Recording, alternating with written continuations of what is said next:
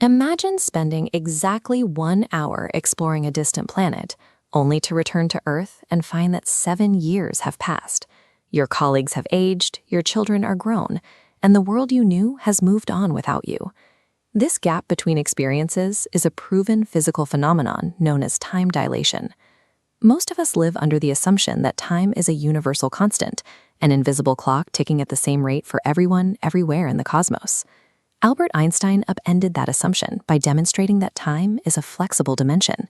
It is relative, meaning its flow changes based on the specific conditions of the observer.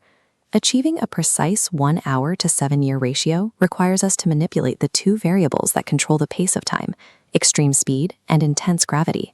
To understand how a single hour can represent nearly a decade, we have to look at the engineering required to bend the laws of the universe.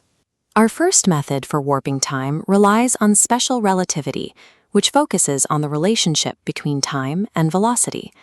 The rule is straightforward. As an object accelerates toward the speed of light, its internal clock slows down relative to a stationary observer on Earth. This chart shows how that dilation scales.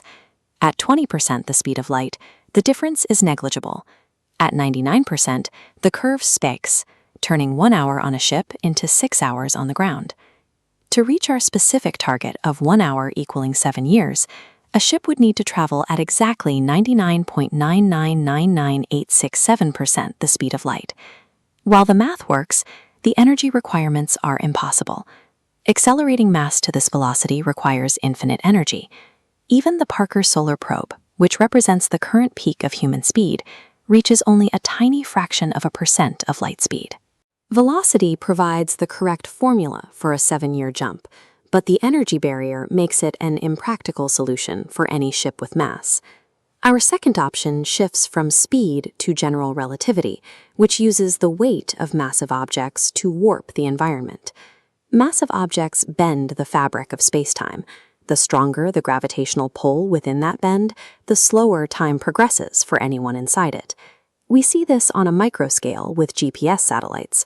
Because they operate in Earth's weaker gravity, their clocks run slightly faster than ours, requiring constant adjustments to keep our navigation accurate. To achieve a 7-year dilation, we need a gravity well far stronger than a planet. We need a supermassive black hole. Unlike the impossible energy needed for near-light speed travel, the universe already contains these gravitational engines capable of executing our target time jump. This creates a biological crisis. If gravity is powerful enough to warp years of time, why doesn't it instantly crush the traveler? Standard black holes generate lethal tidal forces. If your feet are closer to the center than your head, the difference in pull is so great it stretches the body into a thin strand, a process called spaghettification. However, a supermassive black hole is so large that its gravitational gradient is smooth. The difference in pull between your head and feet is negligible, allowing a human to remain intact. Survival also depends on orbital physics. Much like the International Space Station, a planet orbiting a black hole is in a state of continuous freefall, where the traveler feels weightless rather than crushed by pressure.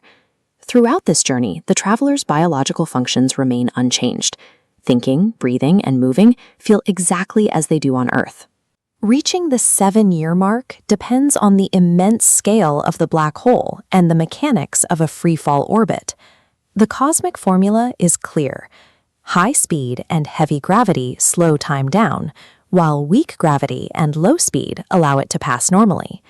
We currently lack the technology to build ships that can survive a black hole orbit or reach the edge of light speed.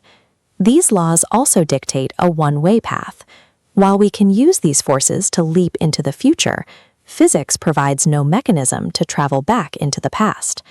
Time functions as a physical fabric that responds to the extreme forces of the cosmos. Jumping decades into the future is a documented physical reality. It is a one-way trip into tomorrow, waiting only for our engineering to catch up.